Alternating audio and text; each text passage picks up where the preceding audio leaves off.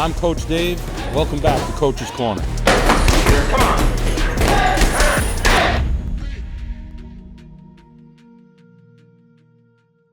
Welcome back. I'm Dave McDonough. Welcome to Coach's Corner.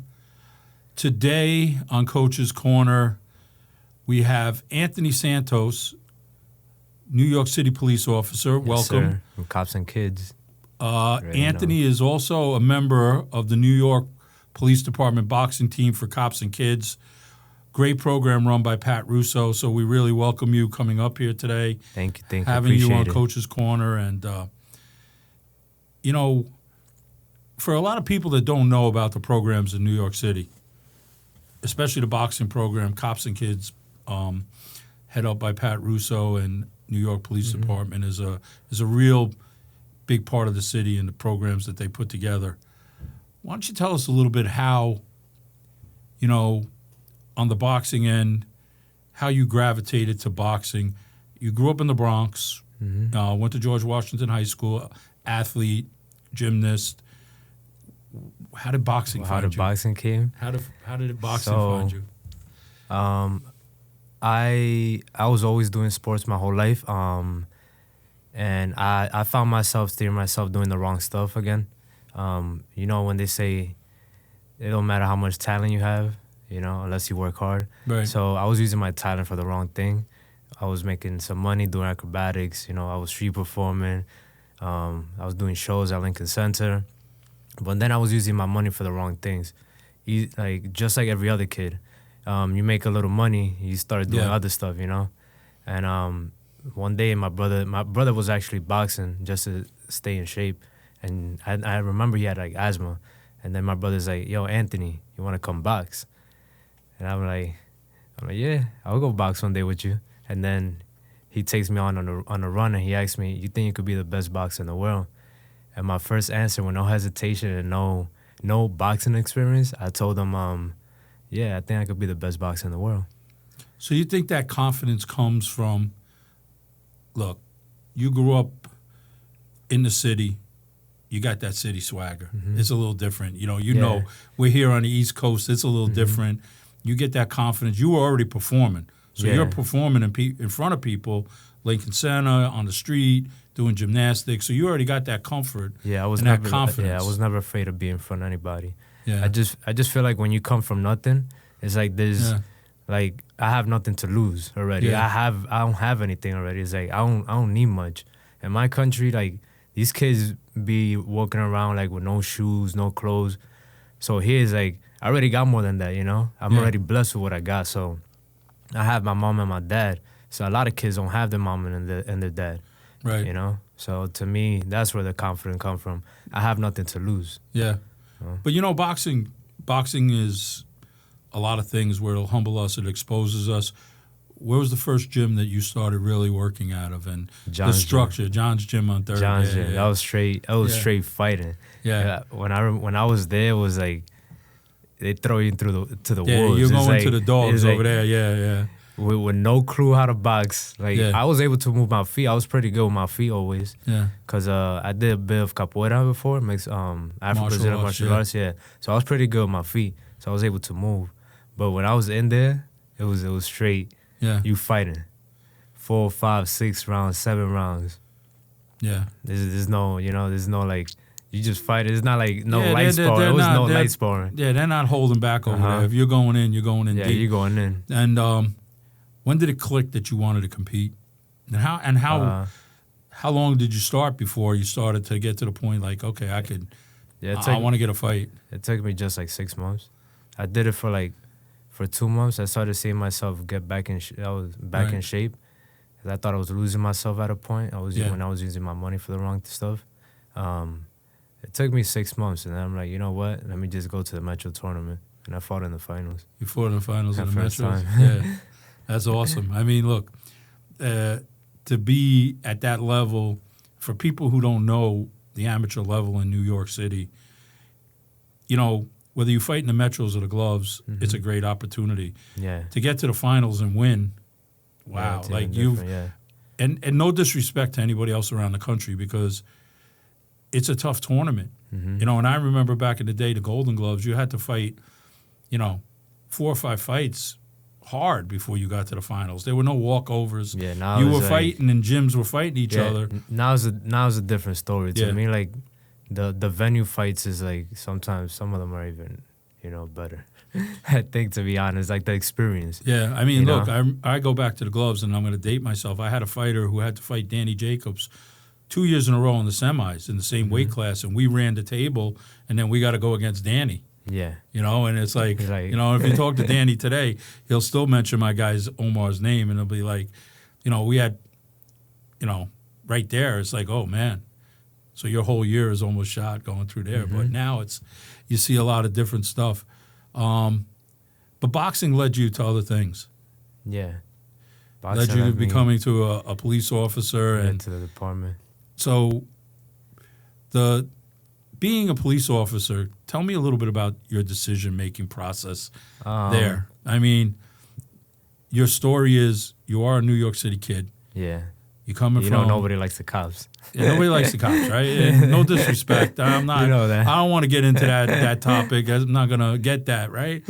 But you're kind of like, you're from here. You know what's going on on the street and everything, and what was the decision to take the be a test, cop? join the force? So I made a lot of friends when I was around, like, I think 19 years old. I was a lifeguard. I was a city lifeguard. And the cops that used to come to the pool, they were like, yo, these guys are pretty cool. They're just like me. Just because they had a badge, Right. There was a point that I didn't even look at that, because every time they used to come, I'm like, they were like my friends. Yeah. I'm like, okay, these guys actually take care of me. They bought me food when I have money. They bought me, Right. they brought me stuff. They got me new goggles to swim. Yeah. They used to treat me like their kid. Yeah. So I took the test, I think around 19. I didn't become a cop till later into COVID when I lost my job. And I'm like, I can't just not have a stable job, a job that I could just lose like that. I need something that I could provide for myself, I was living by myself already. Right. So I had to put food on the plate regardless, you know? The decision, right? Now, you grew up in the Bronx, you grew up in Highbridge, right? So what'd your friends say? Oh, my friends. What was... It's because funny because you got to get a little razzed, I'm sure. There's, and I don't know your guys that you hang with, so I'm not gonna judge or anything, Everybody was like, "Yo, you a op?" Nah, yo, you a op. But they were like joking. Till there was a around. problem, and then they know who to call, right? Yeah, but they were always joking around because they knew I was always cool with them, Yeah. And they knew me since I was young, and they're like, "Yo, we need more cops like you." And I'm like, "What Yeah. you mean?" Like, "Yo, we need cops that understand what we go through," Yeah. That I'm like, and I feel like it's true. Where are you stationed now? Where do you work out of? So I work not that far from where I grew up. So you work in I work in the Bronx. 40th precinct. Okay. I think. So for the 40th, for people who don't know, tell us the demographics. What's the streets and the area? It's really bad. It's like a different world. Yeah. Because I grew up in the 4-4, which is around the Yankee Stadium. Yeah. And the 4-4 is really busy. There's a lot of robberies, shootings, everything you could think about, homicides, everything. But when I went to the 40th, it was a different world. Like, these people were like, the amount of drugs around there, it was like... So the 40th is what, south of Yankee Stadium? Yeah, it's like the other side. It's not too far from the Yankee. It's like, it's really close, but literally when you go from one block of the concourse to the next one, it's like, it's a different world. It's a different world over there. So you're working that area now. You're not too far from home. You know the area. You know the people. Yeah, and I actually, when I was a lifeguard, I worked there. I got lucky enough I got hooked up with one of the chief. It's so random how things happen in life and how I started working there. Right. Like, everything I feel like just happens for a reason. Everything was already like written. Yeah. So I started working there. I worked with a guy that actually took care of me when I was 16. Yeah. And taught me every little thing, how to open up a debit card, what 401k was, what life insurance was, all these little things. So you had a good mentor there. Definitely. So you get through the academy, now you're out. What was the first day on the job like for you? The first day? The first day on the job, it was just like more like learning, like how to give like little stuff like summonses, like understanding like just cop stuff, right? Like Yeah. you know how to do the paperwork. It wasn't Yeah, really. It your wasn't fundamentals. Yeah, So it was like mostly like paperwork. It wasn't really like you weren't out there. like I wasn't like scared like to be on the streets or like Yeah. do certain things. It was like just most of the kids, I believe, is just the amount of paperwork you have to do now just to get something done. You know, you have to. It's almost like a packet you're doing. Well, you know what? There's you got to cover your ass, I guess. Yeah. Today, there's so much going on There's in so the world. much, especially with social media and everything going on. Exposure. And everything, yeah.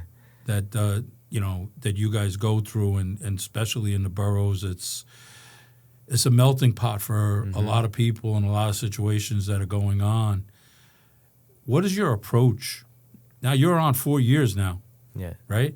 3. So 3 years. Okay, I'm sorry. Feels like forever though. Yeah. In the 40th.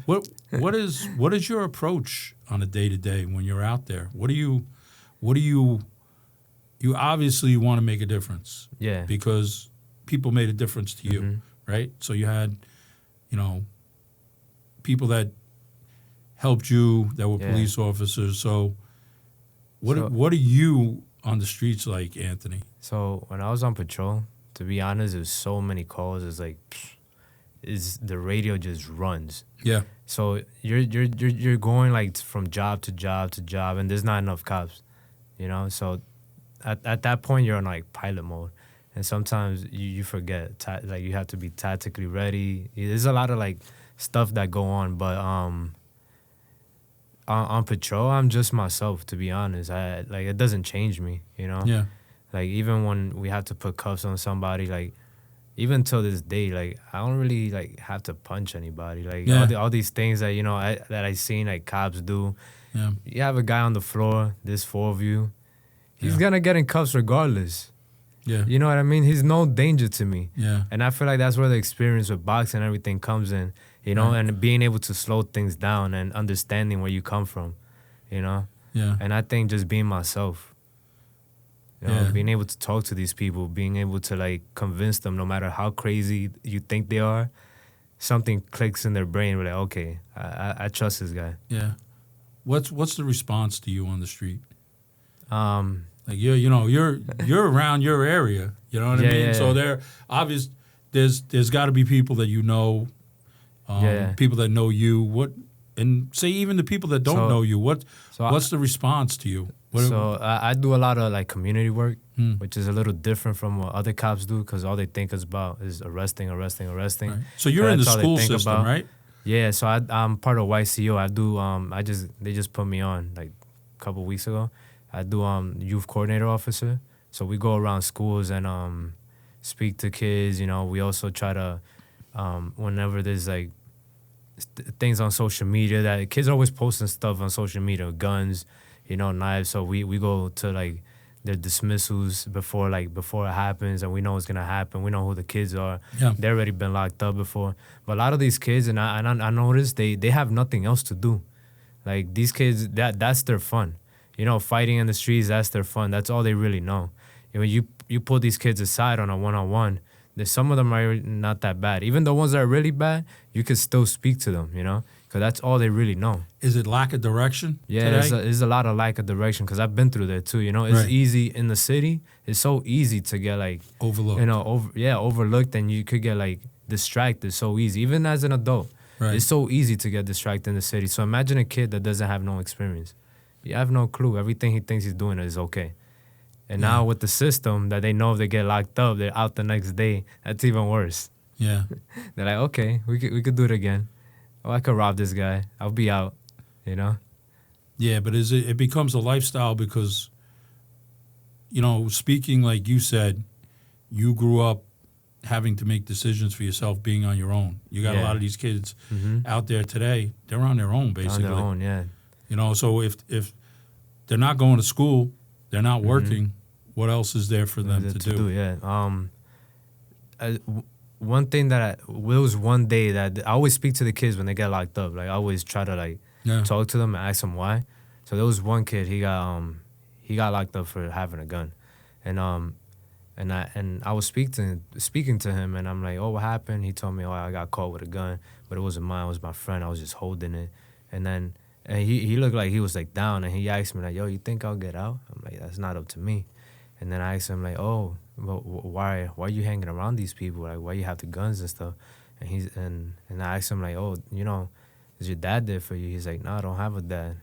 I'm like, is your mom there for you? He said, no, I don't have a mom. So, and then that hit me. I'm like, damn, so who takes care of you? And he was like, I think it was like his aunt. But I even think his aunt is like even around him like that, Yeah, I they don't think barely he really, take yeah, care yeah, of they him. barely take care of them. And then before that, he's like, oh, you think I'll get out? And I'm like, why you asking me that? I'm like, it's a gun. Yeah, you'll probably get out. And all these kids are getting out with loaded firearms left and right. So Yeah. I'm not gonna lie. I'm like, yeah, you probably get out. I'm not gonna sugarcoat it. But then he told me, oh, but, and I'm asking him, why you asking me that? He's like, oh, because I was already charged with attempted murder. Wow. And then that hit me. And then he looked so How genuine. old was he? He was like 16. Genuine kid. Like, he literally asked me, like you could see like a tear in his eyes. Like, damn, I got caught again. I have, like, what am I doing? And you could, like, I felt that in him. Like, sometimes there's some kids that always talking back, but he was genuinely asking me, he's like, yo, So your experience, right? Let me ask you this. Your experience growing up and seeing this in the neighborhood with different kids, now you're on the other side. Is it situational with these kids today where they're filling a void because there's no family and they just get caught up? Uh-huh. It manifests, right? So for me, my goal is like, I like to be like friends with them too, to connect with them. I look like a kid. Yeah, I look like a you don't teenage even kid. look like a cop. I You look look like in like high a school teenage still. kid. Yeah, I know. So when I'm with them, like, you're not, and then I tell them, yo, just pull up to the gym. Pull up to the gym. I'm there. Yeah. I'm like, pull up to South Box. I'm there. That's the closest gym to the 40s. You go to South Box down there? Okay, so you're down like 136th and 135th over there. Okay. 149 3rd Yeah, Avenue. yeah. That's like all the drugs is there. Yeah. When you're talking about heroin, people shooting up in the corner in front of schools, that's, people laid out on the regular. Like, you see like 10, 20 of them, like just like laid out depending on the day, what they brought them. Yeah. So, your experience of growing up in the area definitely has got to help you, right? Yeah. But on the flip side, do you get where it's like, hey, man, you're full of shit. Like, you're just talking shit. You're just another cop. You don't mean what you say. Yeah. Blah, blah. You know what I'm talking about. Yeah, a lot right? of kids and people do that until I genuinely, because I'm not scared to like give them my Instagram, like, yo, look me up. Look me up. Right. I'm gonna show you what I do. Yeah, you want to validate who you are. I'm like, I'll show you what I do. I'm pretty good at what I do. Whenever I do something, I try to do it to the best of my ability, and that's what I try to teach kids. I'm like, whatever you do, it could be drawing. Yeah.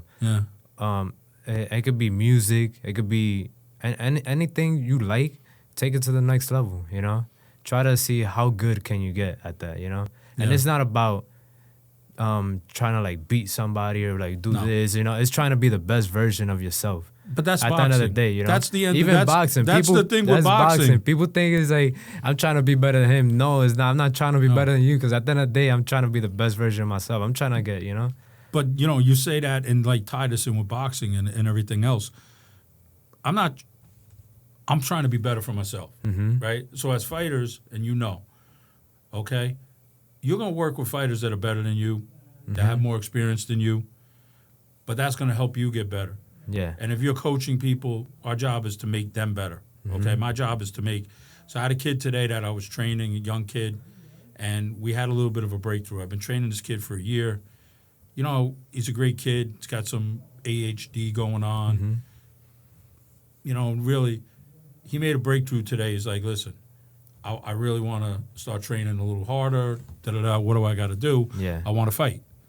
And he asked me, he says, what's the difference between fighting and sparring?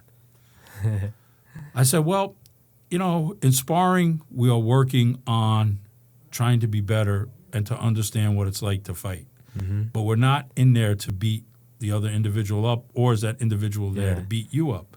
So we are working so you could experience what it's like to fight. Yeah, and there's times you're working on things that the other fighter don't understand what you're trying to work on. Right. I could be sparring, but my main goal is to see if on a taller fighter, if I could get him to the body. If I could set up a way if I could get him to the body. How many times can I do it? How can I cut the ring off this way? like, instead of just going in and trying to beat them. You know, No, when I go sparring, I'm just trying to figure out things that can make me better. You know. Well, that's a tactical approach with boxing, with people who look at it on the outside don't understand that there's actually a science to what we're doing in there, right? It's not just two guys in there beating the shit out of each other with gloves, you know what I mean? And to take that where we were going before, it's like, okay, the majority of people as coaches, and you're a coach also, and we'll get into that, with boxers, you don't hear of fighters going out, at least fighters that a very small percentage where they're getting in trouble in school, they're fighting. You don't. Because, like, in our gym, it's like this, man. I'm training a kid. Like, listen, I am not training you to go into class and to say, because if I hear that, you're done. We're not, you're not coming. So, I guess tying that into you on the job, whereas from experience as a fighter, growing up in there, you've already got that experience that, like, hey, I'm for real here. This is what I've done so far. I feel like boxing also, like, calmed me down. Yeah. In a way.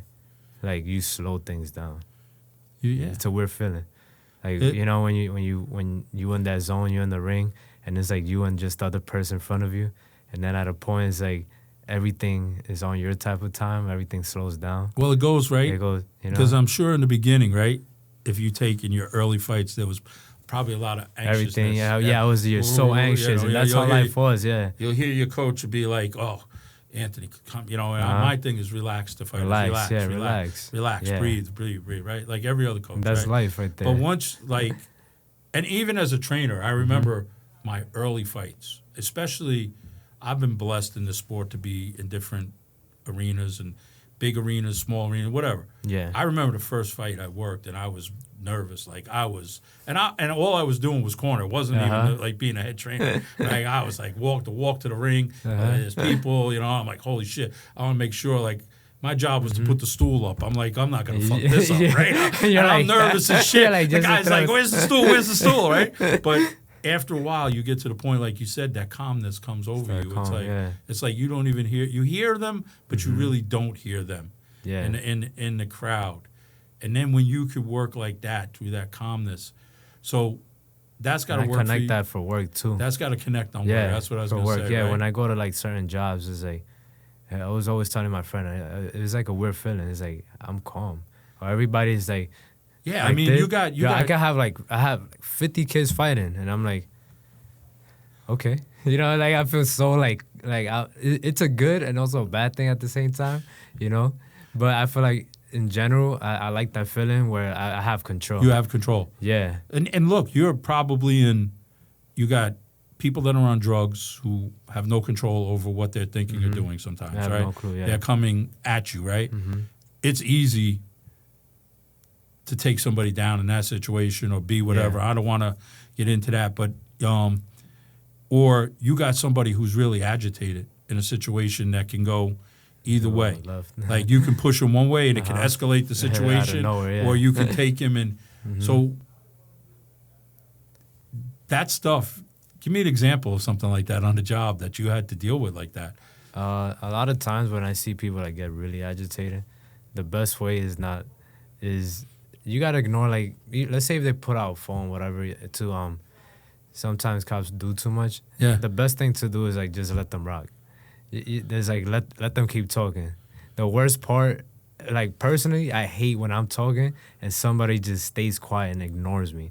It's like I feel like I'm talking to nobody. Right. So you do that to somebody, it's like you're winning the battle at the end of the day. Yeah. It's like you it's like everything is on your type of time. There's no point of fighting with somebody if they're not gonna come to a conclusion, Especially with cops, they're always trying to like one up you. They're always trying to like. Well, they're trying to paint you into a corner, right? They're trying to show that you're wrong and they're right. But if you just let them talk, and you're like, okay, it bothers them. It bothers them because you're not playing their game, So. I mean, it's got to be a tough dynamic for you to work today with, look, growing up, I'm older than you guys, the police officers on the street. It was tough. It was different.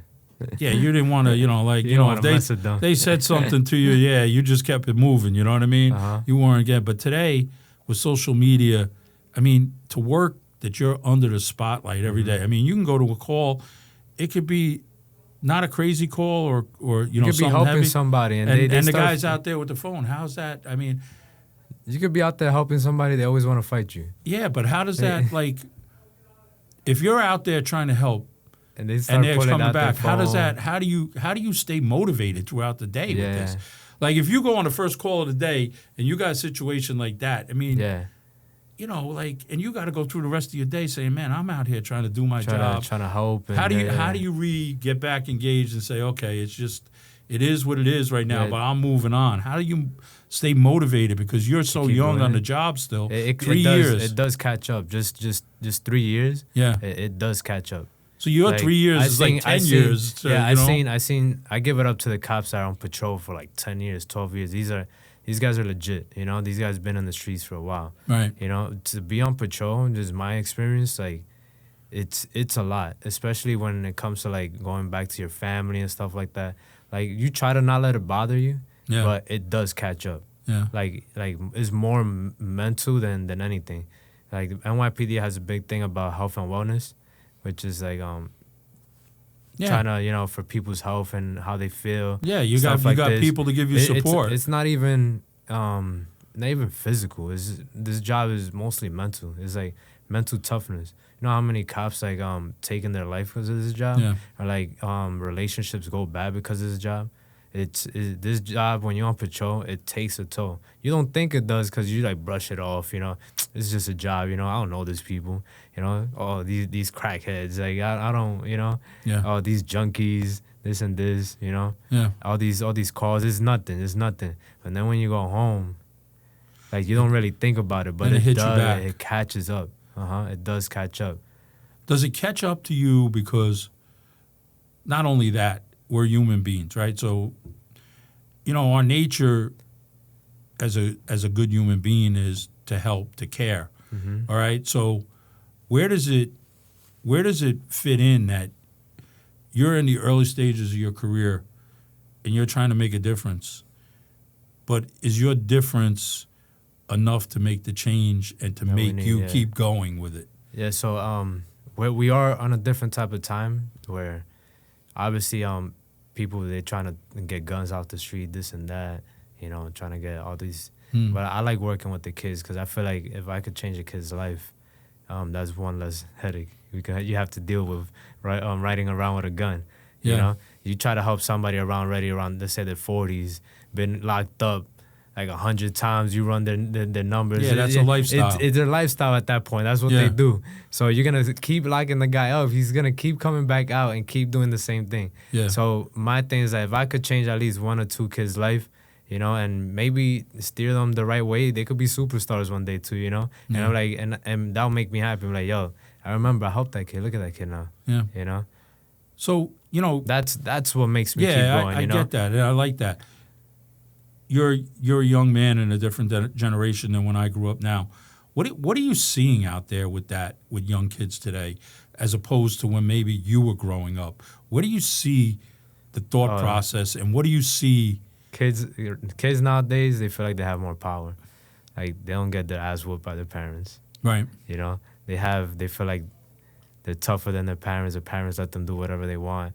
So when they go to school, it's the same thing. I feel bad for the teachers as well. Yeah. They talk to the teachers bad. Cause I wasn't the greatest kid either, but like I didn't want to be next around cops. Like I didn't want to be the person Yeah. getting in trouble.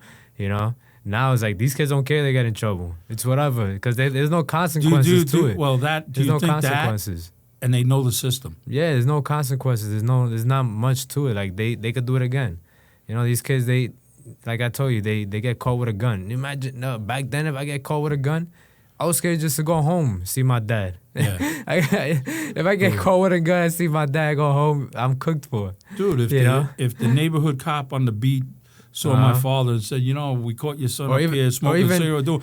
I was getting a whooping. Or even the OGs, like the OGs on the block. Back then they were trying to actually help their kids. Yeah. They were like, nah, don't do what I do. Like, yo, go get a job. Yo, do this, go to school. Yo, what are you doing? I'm skipping school. Now these guys are actually giving the guns to the kids. You know, these guys, they know the system too. So like, if the kids could do the crime, they could do it for me, Yeah.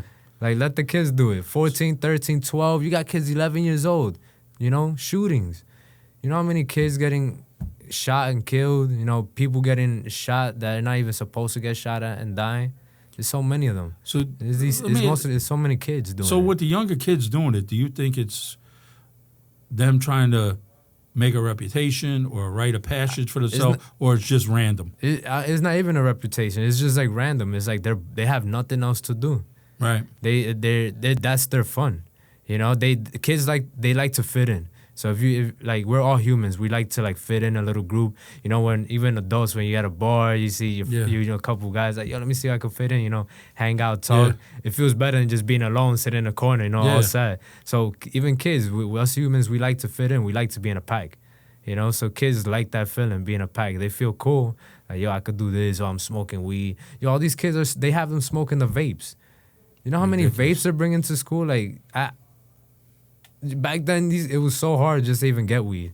Every kid is smoking weed on the block now. After school, in front of the teachers and everything. It's just... Well, look, the options are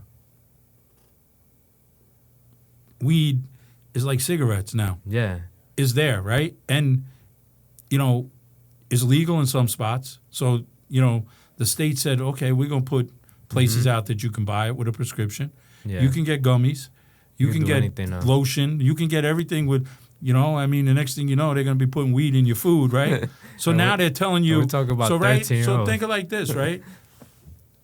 Growing up, none of my friends' parents or my parents smoked weed, right? They drank. Yeah, it was a maybe. different Yeah, it was ball game, different, right? yeah. Different ball game, right? So today if you're growing up, right, and your parents are young, if your parents are they're smoking weed, weed. if they're blowing some trees, right? Because you smell it, you sell it, it's in there. right away. But it's also become a way to make money and then more acceptable, right? So now you say the vape, which I hate. Yeah, the vape is crazy. Like, these why- kids have like 10 vapes in their bag. And you know what? You ever watch kids vape? Like, you're on the street, right? And I've seen them. I'm like, dude, you're sucking Like, on what are that you thing. doing? Like, what the Yeah, hell's the yeah. matter with you?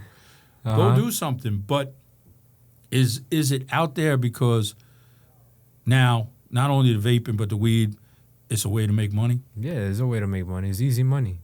Super easy money. Yeah. If I knew how to make a vape, you know how much money I'd make? Yeah. If I could make it from home.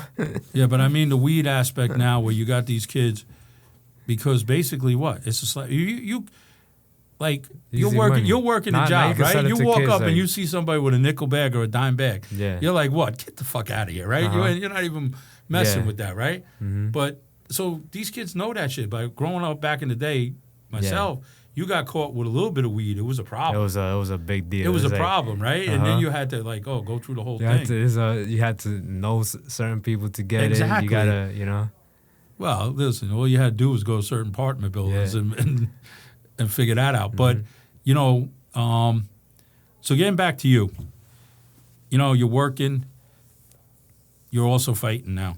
You got Yeah, 14, working. 15 amateur fights? Yeah, working, fighting, And coaching. coaching, doing community events, and I'm gonna start my first program next week in a school teaching boxing, Okay. and also doing a lot of meeting people, going to Networking. out. networking. There you go, doing Yeah. networking. and So stuff let like me that. ask you this. The transition from you as a fighter now, when you came out on the job, were you aware that NYPD had a boxing team? I had no clue like that. Yeah. And it's funny because Detective Spence, Okay. is cousin with Errol Spence. Okay. And when I spoke to him, I'm like, oh, I want to box. And he started like mentoring me. He took me to certain places. He always called me so I could do community events. Like, he built me up a little bit, Right. Like, he helped me out a lot. And he's going to retire next week on the 26th. So, Awesome. as a first grade, one of the best detectives in the department. Awesome. So now you're on. How did you gravitate? I know he helped you, but now you're deeply involved in the NYPD team. Yeah, like there's no going back. Yeah. It's, So, how do you Unless I go balance the coaching and boxing I have no for clue. yourself? I have no clue. Yeah.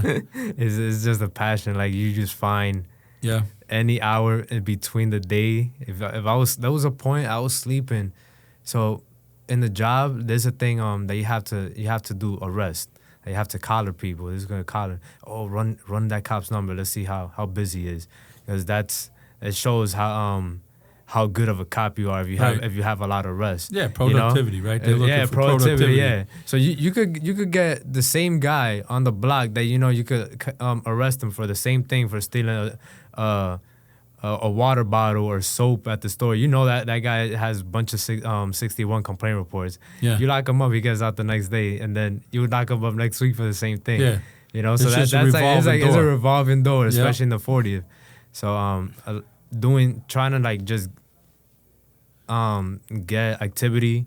It was a lot of work. I have no clue how I was doing it. It was like 3 hours of sleep, 4 hours of sleep, doing the events. Something that did help me too was watching the guys in the team, and like Nisa. I don't know if you know Nisa Rodriguez. I know who she just is. went pro. Yeah, I know who she is. I don't know her personally. 8-time Golden Glove. Yeah, I've seen her in the gym. And a whole bunch of other stuff. Yeah. She's a good fighter. She has like that little thing I have, where it's like we'll figure out a time. We'll make it happen. Right. Like I mean, today, thank God I was able to come. Yeah. But a lot of times, like You're in the gym. On Saturday, we're in the gym, I'm or you're teaching. working. I have an event. Yeah. Like it's always something. If it's not working, it's still working, because I'm still doing NYPD boxing. Yeah. If you have a passion for something, it's like you're able to do anything. So, how many people are involved in the boxing team for New York And the team, NYPD? and we have quite a bit. We have, and to you be guys- honest, like 20, Yeah. more than that, probably 30, 40. It's a lot of it's a lot of people, but then we have like a core, a core group. And you guys you travel to compete also. Yeah. These guys, they went to Ukraine. I wasn't able to. Yeah. I didn't have the money. Yeah. I didn't want to waste. I want to start saving up. But one of my goals, buy a 2-family home, Yeah. I have no kids, so Yeah. I want to do it right. You're starting to. I want to do it right. I don't want to. You're moving in a direction. Yeah. So, what do you take as a coach now? You're Oh, working with these young fighters, right? You learn a lot. What are your experience? Yeah, of course, we're learning all the time. What's your experience? Like, what's your style? If you're working with a kid, I like boxing. I like the art of boxing. Yeah. Some people like brawling, throwing punches. I like seeing people snipe. Yeah. when I see that in boxing, like a guy like sniping, like boom, boom, boom, boom. Do you think that style comes from your weight class? Maybe. I think so. You gotta be a little more. You're I think technical, so. more of a, Maybe because I like the way the fighters fight in the IBA, Yeah. and that in the Olympics and stuff like that. Yeah. I like that style. I like the dance style. It looks so cool. It reminds me of capoeira. When I first started mixed martial art, they're dancing in the ring. It's not really like just to knock the guy out. Obviously, you'll catch him, when you start breaking him down. But it's only 3 rounds. It's really hard, especially even at a lightweight, to knock somebody out with 3 rounds. You could catch them. Like sometimes it's like, I don't say luck, but it could be luck a lot of times, or like you just caught him at the right time. But a lot of times you don't. 3 rounds, 3 minutes. It's. But you know what? We go back to look. I obviously, like you, my passion is boxing. So I watch it. I study it. I watch film. I'm a big Every film. day, right? I'm a film. Yeah, I'm doing something with You're boxing addicted. every day. Something with boxing every day, right? That's all I talk about. Like even before coming here today, I coach That's 2 all kids. I talk about. Right? I got 2 kids fighting tonight. Tomorrow I'm back in the gym. And I work a full-time job and do this, right? So the style of boxing, your style that you're talking about, is the way that I learned. That dance of boxing, that in and that out, that technique. Like they say that Cuban style. That technique of, okay, I'm not looking for the knockout. It's going to present itself, and I'm going to be ready You to break hit them it. down. Yeah, you break them down. You chop them down like a tree. Yeah, you and you know what? You have to have fun in the ring. If you're not having fun in the ring, you're gonna lose a fight. Well, you have to. I mean, not sort of, but you have to. You have to be prepared. You have to be prepared for everything. You have to be prepared. And as coaches, one thing, like I say to people, we don't know what's going to happen in boxing, right? You win know. fights, you're supposed to lose. You lose fights, you're supposed to win, and yada, yada, yada, right? Mm-hmm. But one thing that we can do is prepare a fighter. Yeah. So I know if we're going into a fight, we're going to be ready to fight. What happens in there. Like, you might not stick to your game plan and lose the fight. You might be outstanding and win whatever. You might get a lucky punch. You might not, whatever. But you're going to be in shape. Yeah. You're going to be mentally and physically. And every gym prepared. is different. Every gym is different too. Everybody's got different styles. When I went to John's gym, all I did was fight. I had no clue like boxing. Like, yo, we're just straight fighting. It was straight. I'm going home. My head was hurting. I'm like, do I really like this? And then go spar like 2 days later. But you need a little bit of that sometimes. The thing is, what people don't realize here in the city, right? And some of the better gyms, in John's gym, and there's a lot of great gyms out there. There's not only the fighters in those gyms. There are guys that are not technically fighting that train. Yeah. So they're sparring, they're moving in. I remember back in the gyms, like we'd have 5 or 6 guys that weren't even boxing. Zero fights. No fights. Put them up there, And man. they actually whipping look ass. They look good. Yeah. Yeah, they whip your ass. That's a different thing between the youth and once you pass 18. Once you pass 18, and then some kids, they get discouraged because they start fighting like grown like guys, 24, 25. And you see a guy with 0 fights in the amateurs.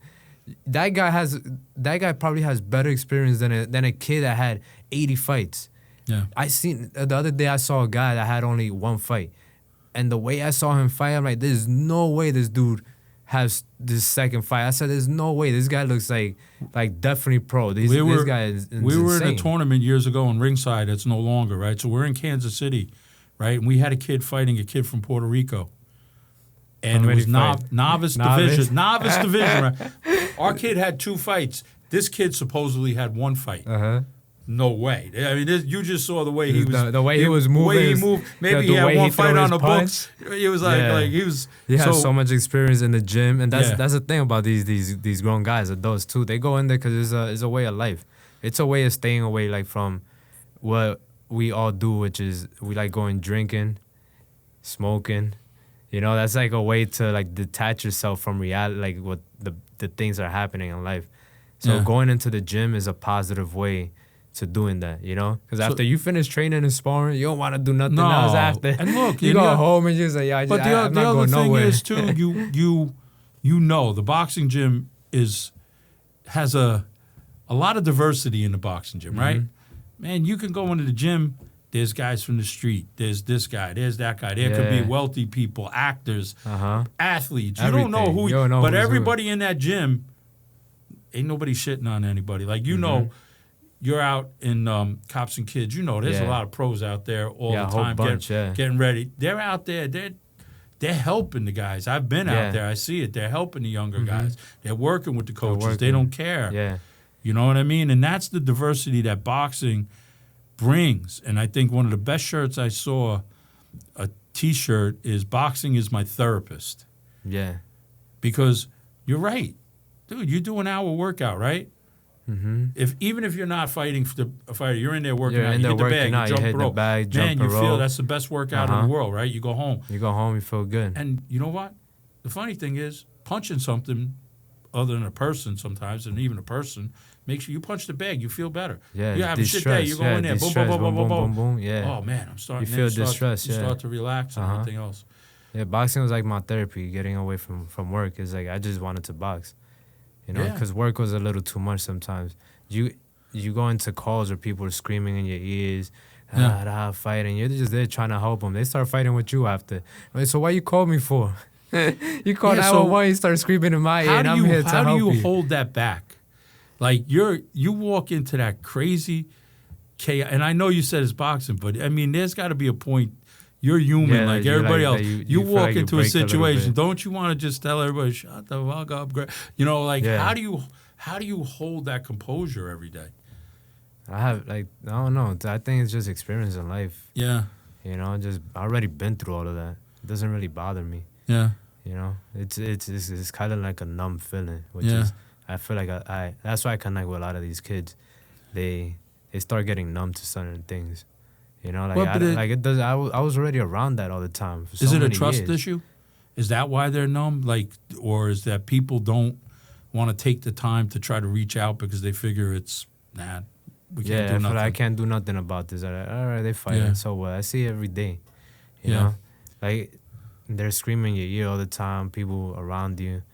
It does catch up, but it doesn't. It's weird feeling to explain. Yeah. You know, like I don't know these people, so it doesn't really affect me.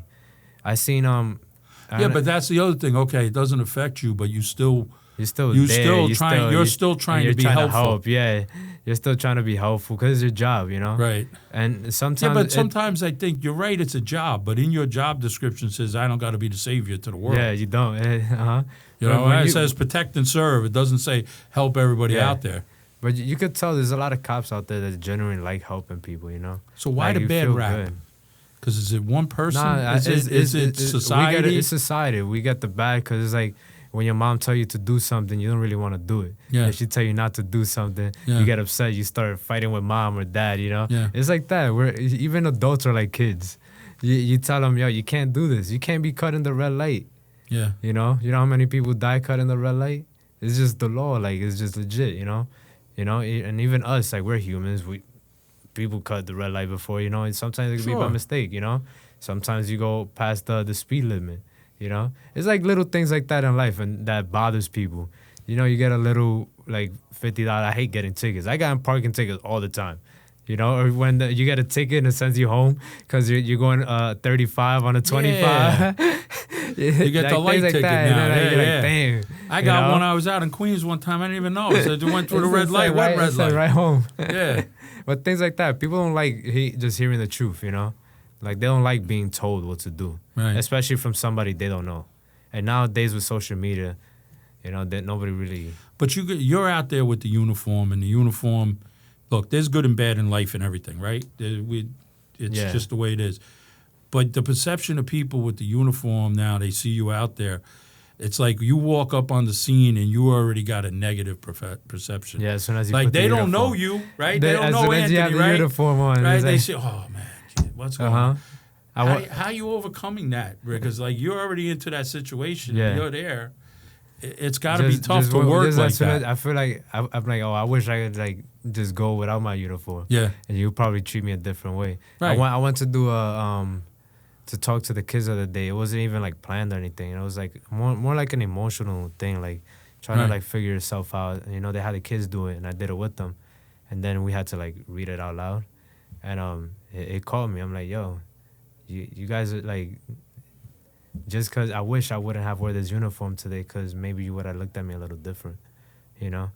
But Yeah, now, so they 'cause gotta now- hear you. Yeah, so now with the uniform on, I gotta try to like convince them, hit the bump. It's like Yeah. I have to Yeah, it's like- finally try to get Yeah. them. Yeah, like okay, I got you. Now we Yeah. can talk. You know, even the kids the bad kids that even 17, 18, you know, committing these crimes, like I could still talk to them. You know, I'm like, yo, look what I do. It's what I do. I'm nice at what I do. You Yeah. know? And then you could do it too. So the programs you're working right now, tell us a little bit about them. Um, So you're in the school system working, correct? yeah, That's YCO, yeah. So what is that about, and what are you looking to achieve there, and so what's the So YCO, we do a bunch of stuff like obviously with the schools and kids, and then we have different functions within the team. We have 7 of us. Some of us, I know some of the guys will like to collar more, get arrested, you know, try to look for the kids that are like doing the shootings, the stabbings, knowing it's a lot, knowing what gangs they're in, Mhm. you know, knowing where they live, parents, you know, with teachers, with class, like stuff like that. And like me, I like programs. I like teaching kids. Right. I like teaching them a skill, not just getting them locked up. You know. Right. I feel like if I could get them to stop doing that, they wouldn't do it no more. right? You know what Maybe I mean? they're gonna help somebody hopefully, else. you know, hopefully, Yeah. and then hopefully help. You know. Yeah. And you can't save everybody, but I can help at least 1 or 2 kids, 1, 2 or 3 kids. You know, and that's enough for me. You know, that 1 or 2, 3 kids could pass it down too to another 1, 2 or 3 kids. Now there's 6. You know, and then those 6 kids now they pass it down. Now you got 12. Yeah. You know, so things like that. It's like me. When my mentor just started helping me and stuff. You know, and like I started speaking to guys that are much older than me. You know, learning through their experience and learning through the mistakes they made. Me being the youngest one out of all my cousins, I was able to see what wrong they did. And even from my dad, my mom, like the little stuff that they did wrong, I'm like, okay, I don't want to do that. You know, even business wise, anything in life. But yeah, YCO, we do programs. You know, we go to schools, we speak to the kids, we do like different activities. So hopefully we're bringing boxing into the Bronx. We need things where kids learn a skill, not just give kids like, not to say anything, but like we the department, we like to, like, they give a lot of free stuff out, like book bags, do this, do that. Yeah. You know, but I rather teach a kid a skill, something they could take with their whole life. Well, you know what? Social media is really changed a lot of that with the younger generations. You know, growing up, you know, you had people, like you said, teach a skill. There were electricians, there were contractors, plumbers, you know, people who things that you can make money off of too. You money, make right? money so out you, of, yeah. So you can learn something, right?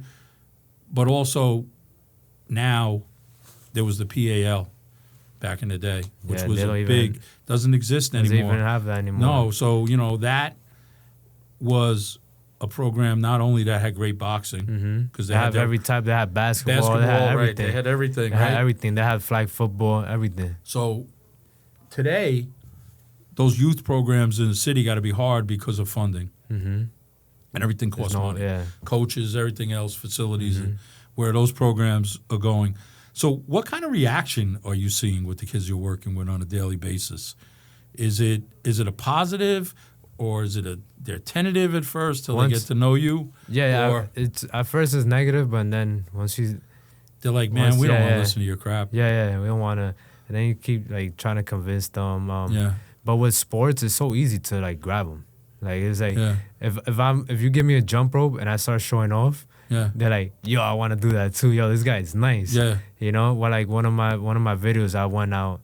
It was on 161st. I grew up around there for like my whole life, and I was doing, and I was there, and nobody recognized me at first. I'm like, damn, I grew up around here, and then one of the guys like, yo, Ant. He's like, yo, you look so different with your uniform. Yo, what's good? And then they have a thing called motivational Monday workout, whatever. And those kids, they've been doing good. They bring like 60, 70, 80 people in the bars working out, right? And the guy, he stops the whole everybody working out and gives me a shout out. He's like, this kid's been here way longer than all you guys have been here. This kid grew up around here, 20-something years. This kid grew up here when the old Yankee Stadium was here, and we worked out on the other side. You know, and he was telling them that, and then one of the kids like, oh, you do a muscle up, and I'm like, my arm hurts. I just sparred it 2 days ago. My bicep hurt. I got hit with an elbow right there, and I went. I'm like, you know what? I'll do a couple muscle ups. I went, did a couple muscle ups. They, yo, with the uniform on, everybody came, gave me a pound, and I put on and there was some guys doing boxing. I put like, yo, let me grab them gloves real quick. I put on the gloves and started doing some pads, and they're like, yo, this cop is legit. This cop is real, you know? Like, this cop, now they looked past my uniform, and they saw me for who I was. Because I was doing what they were doing, sports, you know?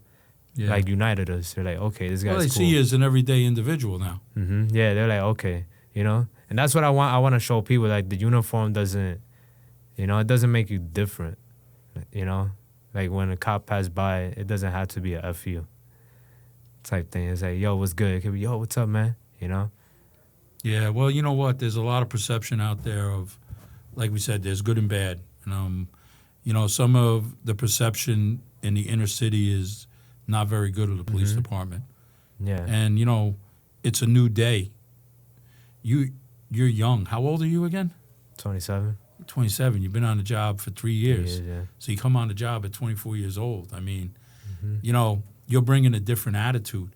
Yeah. How does your age with the old guard kind of mesh? With the old guys? With the old guard or the old guys that have been on the job for a while. I feel like I'm a good listener. Yeah. Like, I like to listen, especially guys that are older than me. Yeah. Sometimes I like to pretend I don't know much. Yeah. I like to pick people's brains. So do you think you think you get to like, hey, you're, you know, what, you know, you get judged a little bit because you're new? Yeah. Nah, definitely, especially with the boxing thing. I never knew boxing was gonna help me throughout the department. You know, I just thought I was gonna go work, try to get a paycheck, try to go into like ESU, which is something I want to do. Yeah. The emergency services, yeah. I want to do ESU or do scuba or jump out of a helicopter. I want to do something crazy. Yeah, yeah. Like, I never thought I would be doing, with the boxing, then think about, wow, community affairs or like youth coordinator officer, like working with the community. I'm like, wait, this is my passion. You know what? It goes back with the same thing. So if you got a passion to coach, right? You're coaching boxers. Why not coach kids? At some level, and because you learn a lot by coaching as a fighter too, like teaching. Well, definitely, you learn. You're looking at different stuff. You're like, oh wait, and then when you're fighting, when you're like sparring and stuff, like, oh, the other day I saw this kid, even from a new kid. Like sometimes you see a new kid do something that you like. Even a kid like with just 1 year, like as a coach, you seen some kids do something that, oh, that was pretty good, and then you want to try it too, like, okay, I could probably. Listen, Anthony, like, the only thing I could say is, look, I had great mentors growing up, as a kid, people that have helped me, coaching in different sports, that I take a little bit of how their personality was, how they handled me, how I learned from them, it's and what they did with other kids, and you got to keep evolving as a coach today, I think, and is very important because the world's changing like this. Yeah, fast, yeah. And the other thing is, kids are smarter today. Kids know especially more. with AIs and everything popping up. Forget about AI. That's a with whole the different computers, beast, right? This is a whole different world. It's a whole different world. And it's fast. Everything's happening fast. And you can't bullshit a kid, right? Like you can't. Like you could say, "Hey, I'm a fighter," right? And they could say, "Oh, you're a fighter? Okay. Where's your Instagram?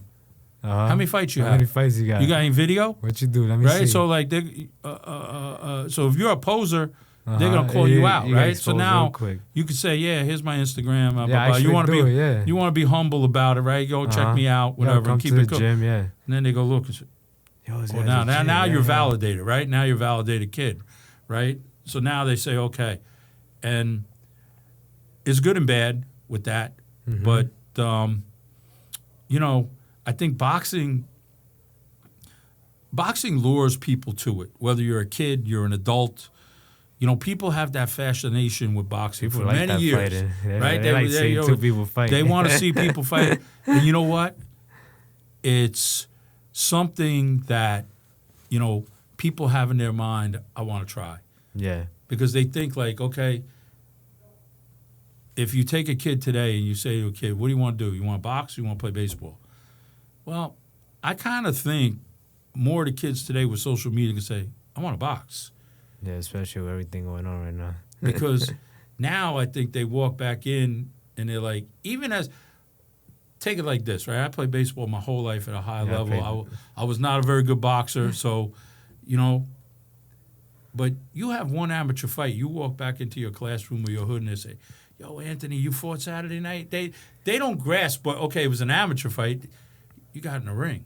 Yeah, so now everybody. They don't care. You could have hit 4 home runs on Saturday afternoon, but you went out and knocked somebody out or won a fight on Saturday night. They ain't not gonna remember you hit 4 home runs. They're gonna remember you won the fight. So that's what it was like. Oh man, yeah, I want. And kids start to look up to you, or whatever the case. So I think it gives them a more sense of pride and accomplishment. As a fighter, whether you fight 100 amateur fights, 100 pro, whatever it is, to fight that one fight in your life takes so much. Like if you fought one fight and you called it and that was done. One fight, you used to talk about it forever. But you did it.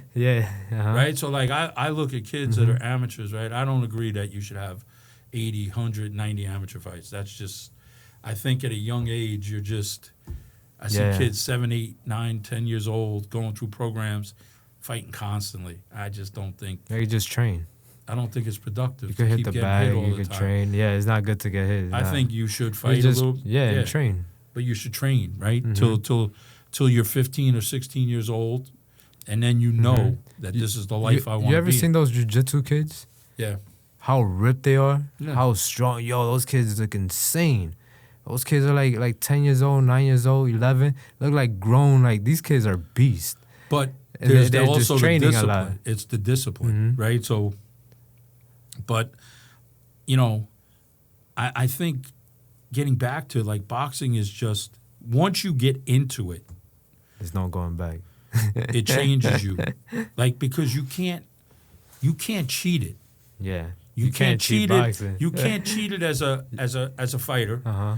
You can't cheat it as a coach. Mm-hmm. Because if you cheat it as a fighter, you're going to get exposed. If you cheat it as a coach, you're going to get exposed by your peers also, because they're going to say, you're not helping anybody, you're not preparing anybody. You just did to get a check. Or Not this maybe point. not even a check. Just to Maybe be there. you know what I mean? Like for me, I don't want to get anybody in the sense of like, look, I'm here, I got somebody, we're going to fight, whether it's an amateur or for pro fight. You're going in the ring.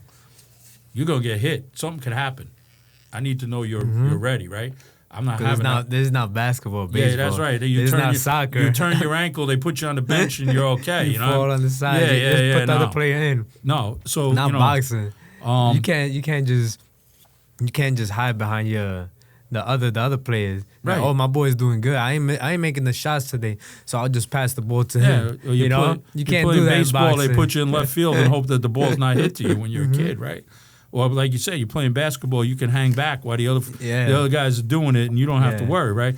Football, the same thing. You can hide away a little bit, you know? So many other players. There's other people that You can have a bad day, but in boxing, no, boxing is you. you having a bad day, you end it. You end it, that's it. You can't. And, Tag team, you're in. and everybody's there. Everybody's watching. Everybody's watching. Everybody's watching. So what do you see your goals for, how many days are you out in Cops and Kids usually around your schedule? I try to go twice. So now that I have Saturday, Sunday, try to go out. Now, this is that Saturday, for Sunday. yourself or for coaching also? For both. Sundays I teach, but I also train with the kids. So like I'm in there. So when you say you're teaching boxing or? Yeah, it's boxing, yeah. How many kids? We have probably like 15. And that's around at the 15. Brooklyn location? Yeah. Yeah. With my friend Frankie. And the crazy part that Frankie was my cousin's partner. Okay. Which I never knew. Right. It's crazy how things happen in life. How you connect. Yeah, and they were partners for a long time. They did counterterrorism. Okay. Frankie's doing the community affairs.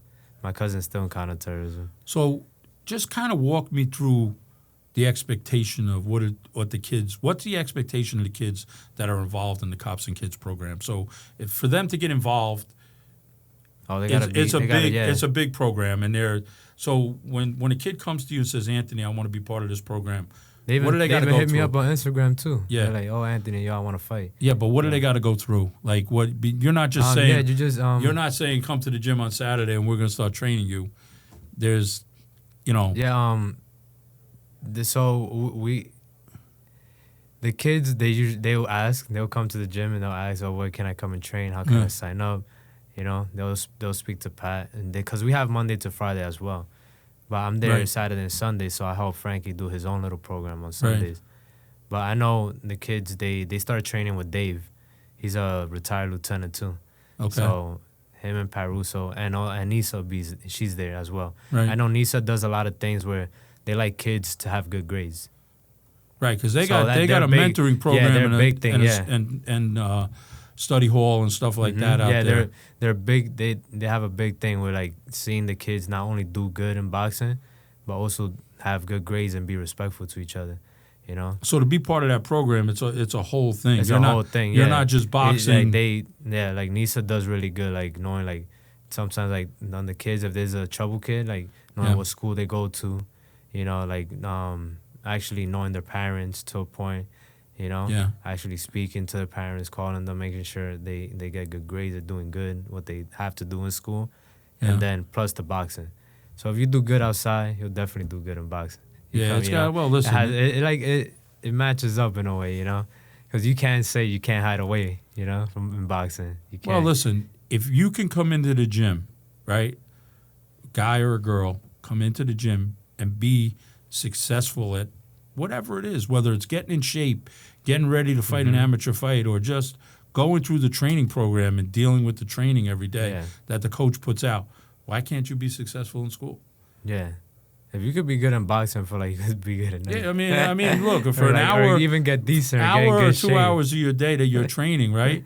Boxing's And not easy. like it's not. It's you know what not. I mean? Because your coaches are gonna push you. Uh-huh. You got to be in shape. You got to be able to do stuff on your own also in boxing because Yeah. you're not with your coaches all the time. Yeah. So you have to like go run. Right. You have to sometimes try to hit the bag. Do Yeah, so the you're- jump rope.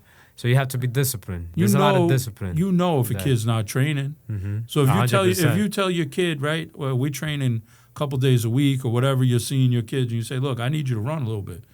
Yeah, You know when you put him to work if he's not in shape or not. You could tell if he's running or Yeah, not. so you could lie and say, oh yeah, I no, you didn't run. Mm-hmm. You know, can tell from the back. The other thing is too is like, so for me, technology has really helped me in boxing a lot more. So I try to be. I feel like me too. Yeah, I feel like I'm studying a lot, just learning. But the other thing is like this: there's that accountability. So every fighter tells you they run, right? Mm-hmm. Fighters are terrible when it comes to math, except when they get their check. Then they know about their check, right? You ask them what they weigh, they're always off 5 pounds either way, right? I'm around 165, Yeah, which means you're about 175, 170. Okay, especially in the amateurs, Right? like they sparring. even the pros, man. When pros gotta make weight, right? Okay, so like I'm aware. we tell fighters, right? Like, so I'll tell a fighter, like, look, if I can't be with you when you're running or be around, I say, did you run today? Yeah, I run. How much did you run? Oh, I ran about a mile. Okay, we're gonna stop this right now. You got iPhone? Yep. You got Samsung? Yep. I said, I want you to put the running app on your phone. And I want you to send it to me after you run because it's timestamped. And I'm going to see how much you ran. And that changes the game. But you know what? That's a good one. It's like technology now is like, I like that. But my point to the thing is now you hold the fighter accountable, right? So we're making accountability. So now if I got a fighter who's accountable, right? And I go You like can trust this, that kid, what's too. your grades? Yeah, you could trust them. You're like, okay. Tell me what your report card is, okay? Oh, I'm doing good. Really? Screenshot me your report card. Well, you know what? Email me the report card because I know it's on a portal. Yeah. So I can see what you're doing and how many days you missed or what you. So like it's like now we can do reverse as coaches to hold accountable. Whereas like years ago, man, the school used to call. Right, if they had to call my house, right? That means that we're I going pull to that class. phone off, that phone be off the hook, right? Or try to get home to get the mail before they sent the stuff home. Now it's like, but you can't hold it all accountable. But I mean, tell us what's next for you, and we'll wrap it up. So, what do you got coming up? Do you envision going to the next level, or do you envision staying an amateur? I feel like I'm too deep in it already. Yeah. I told my brother, I feel like I've been training so hard. I sacrificed so much. Because even in the amateurs, a lot of kids, I noticed this year alone, I feel like I transformed. Like, it's weird. It's like a weird feeling. I told my brother, yo, I look a little different from last year, right? Like, just even boxing-wise. And it's because I've been keeping myself accountable. I've been really disciplined with my eating. If I can't train today, guess what? I'm not eating too much. I'm going to make sure I'm eating like my 2 boiled eggs. And then people think I'm starving, and I try to figure out, my day through there. Yeah, it's got to be hard. I've been so disciplined.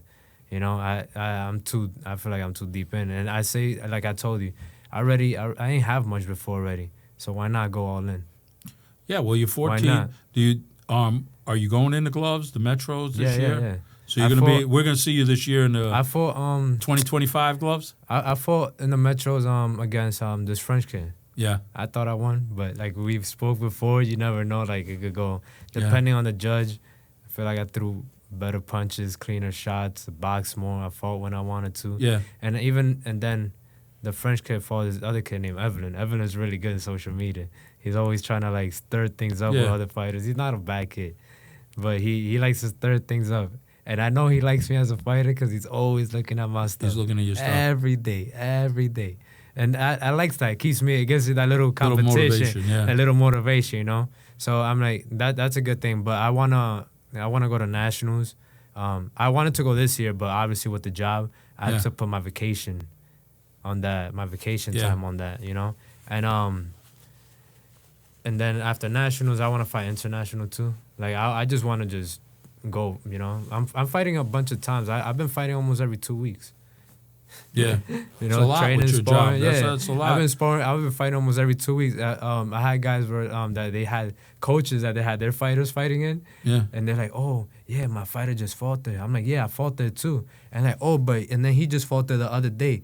Oh, I fought in that one too. And they're like, damn, you fighting in every venue. I'm like, yeah, just sign me up. It's experience. It's 3 rounds. Yeah. You know what I mean? If I'm not hurt that fight, I could fight next week. Yeah.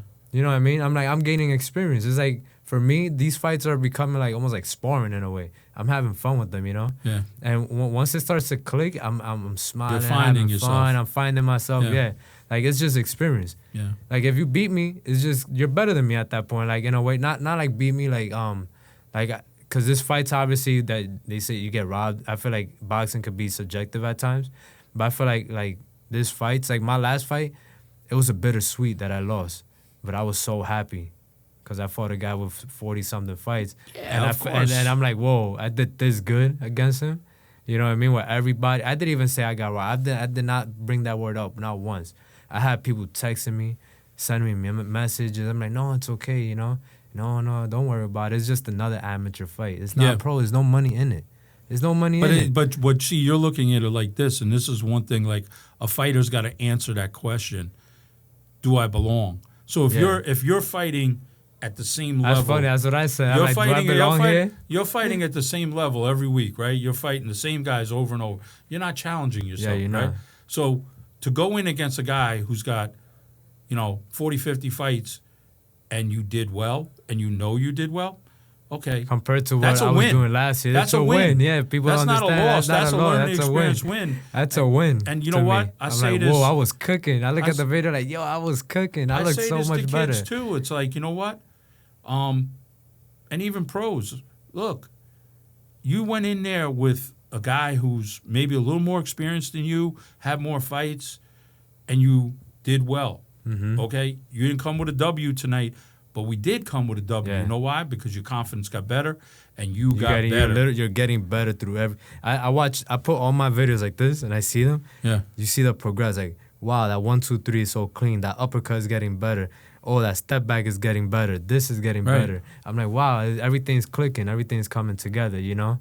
So I want to have a little plan with the boxing, go national, then fight international.